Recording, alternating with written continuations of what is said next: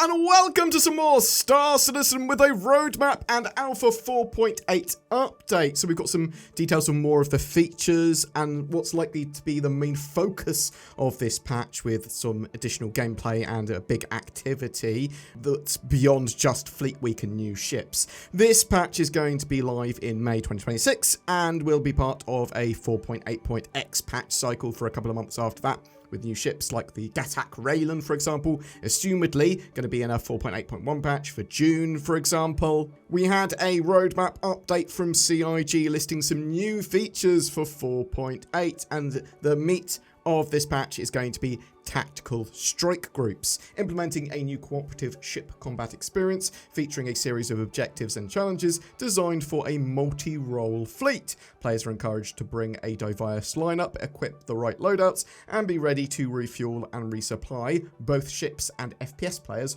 on site to succeed. As part of this, there are new locations, QV extraction stations located in the Nick system. The QV extraction stations provide key infrastructure for the new tactical strike groups content. So this is basically what we saw a preview of at CitizenCon 2025. This is a multi-staged assault on one of the stations where NPCs and player fleets are tasked with taking out defenders, using fighters and smaller ships to take down defenses so larger ships can get close. We've seen Vandal fleets defending these, or at least turning up regularly. There are massive anti-capital ship defense arrays that can't really be taken out other than to get smaller ships close, target some weak points of the facility, then fly into the facility and with a mixture of FPS combat and ship combat, take out these power sources and then sort of take over these stations, all while players are also defending the perimeter, preventing the Vandal fleets attacking. We know that CIG also teased the Vandal destroyer, the Mauler, that might turn up as part of this as well. It might not just be Vandal ones, there might be ones with different factions, like the Salamanders. But it's the bringing together of some really interesting combat. Fleet combat, lots of different roles of ships that will all need to be used appropriately to help defend the fleet, help attack the station, break through the defenses, get FPS people into the station, get fighters to help support that at closer range. And resupplying those ships and players and FPS fighters will all be important. Players will be able to make use of the ship hangar service tier 0 feature, which is also in the patch, implementing service gameplay updates that draw from resources stored in your ship's cargo grids to fulfill refueling, repair and restocking requests via dedicated service hangars. This is mothership gameplay. We're gonna be able to potentially resupply at NPC ships, land on an Idris, bam, bam, bam, get those services provided. Very cool stuff there. There's also space combat missions, defend location, adding missions where players are now defending a location's fuel tanks from NPC attackers. This includes a standalone mission and a compounding one where players will have multiple conflicting priorities to complete. So this could be on the ground, this could be as part of those stations, this could be in other places in the verse. It doesn't all have to be in the Nick system, but it could well be part of those extraction stations, varying missions that they might be at them. There's also a variety of new hairstyles, 7 new hairstyles in fact, and 1 new beard, alongside updates to other hairstyles, bringing them up to quality standards. So that's basically the new stuff announced in 4.8, and be aware that some of the stuff could slip and it's not an exhaustive list because, well, let's talk about the other features that were also in 4.8 that CIG have revealed and sort of try and put context to what we can expect and how they're going to be used. So there's going to be refueling improvements and refueling missions. So they're implementing refueling and docking improvements, simplifying the refueling process with simplified fuel delivery and updating docking to support mutual requests and automatic docking at close range, alongside more impactful itemization for fuel capacity and transfer speeds. So it's going to be much easier for ships to partake in that refueling process, and obviously they can use ships hangars and stuff like that to refuel, rearm and repair as well. There's going to be refueling missions, so this is going to be both NPC and player missions, I believe, implementing refueling missions centered on servicing NPC ships. Players will also be able to request refueling via a beacon, which will initially be fulfilled by NPCs. But obviously, I believe within your own fleet or whatever, you'll be able to refuel other players and that sort of stuff, and be able to sort of organize that even in the 4.8 4.8 initial build. Vehicle command modules. So this is the command module docking, undocking, and system transfer from the command module to ships like the Ironclads, both the Ironclad Assault and the standard one, and the Caterpillar. It's effectively their cockpit, which can detach, attach, and then has control over the ship. Could we get a Caterpillar Gold Standard at the same time? Maybe is the answer to that. We do know that the Ironclad Assault and the Standard Ironclad are planned to be released as part of Fleet Week, which is around the same time as 4.8's release. We've also got the new transport system, which basically replaces the old transit system.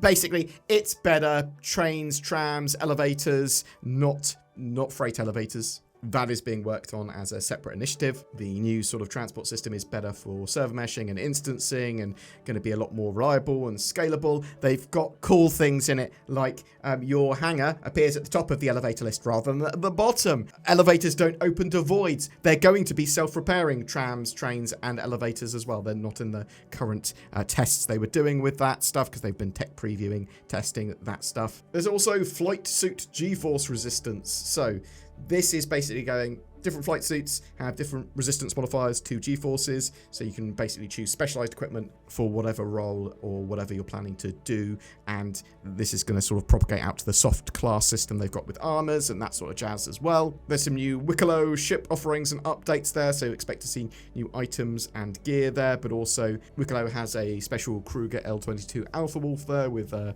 unique skin and upgraded components. The Hammerhead is getting its gold standard pass as part of the patch, and that's going to be basically going, let's make it look a bit better internally. There's going to be little external updates as well. I believe there's also a variant Hammerhead in the works, I reckon, based on what CIG have hinted at, and that it has a different anti-ship role rather than being anti-fighter, sort of being more of a screening ship.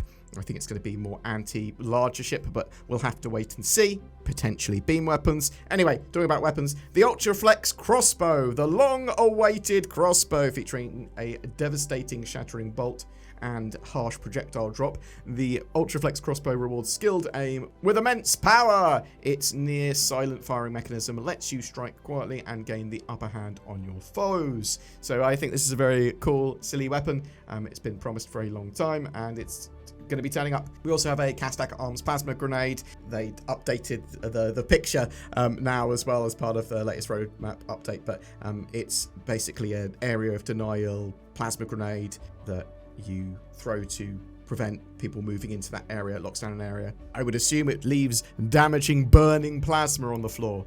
It's a future space Molotov. So that's what we know about for 4.8 at the moment. There's also Fleet Week turning up at around the same time, and with that, there's going to be loads of new ships and vehicles.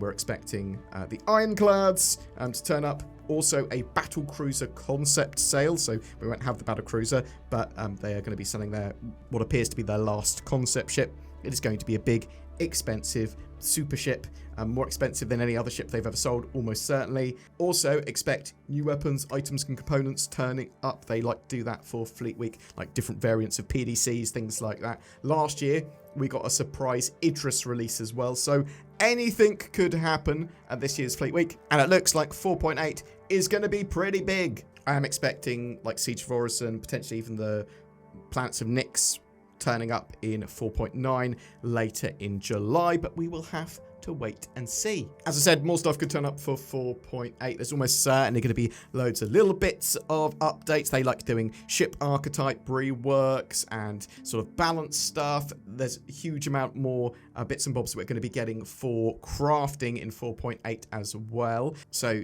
yeah, expect new blueprints, expect new crafting materials. There's a high likelihood that item recovery tier 1 will turn up as well, because CIG mentioned that in the monthly report. In fact, I would expect a sizable economy update in this patch. I'm really hoping we get player-to-player trading real soon. Anyway, tell me what you think you expect to see during 4.8 or Fleet Week in the comments below. I would love to hear from you. If you're like, I think this ship and vehicle are going to be turning up, or I think this one is, or no, I think these features are also going to be turning up, or there's no way that this feature will make it. Yeah, chuck those comments down below. I'll read them and then reply to some of them. And something else that you should do is click on the links to NordVPN for better accessibility, security, and privacy on the internet. Use the links below, get a huge discount, help support the channel. I use it. I think you might want to use it as well. Thanks for watching.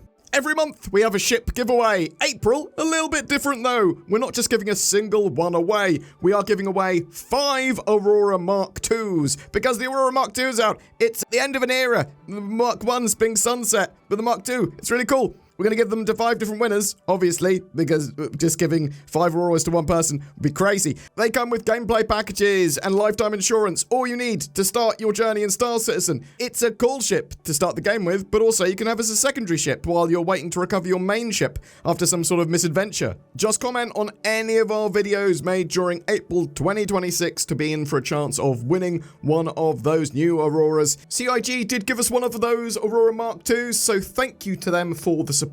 Talking of that, you can support the channel by liking, subscribing, dinging the bell, sharing these videos, getting involved in the comments section, and all that jazz, as well as maybe becoming a channel member by clicking the join button under my videos. I would love it if you did that. That goes a massive way to help support our 12 years of game coverage so far, to pay Zin's wages. Thank you so much to the amazing people who have gone the extra mile already in their support. I hope you have a great April, and I'll see you in the verse.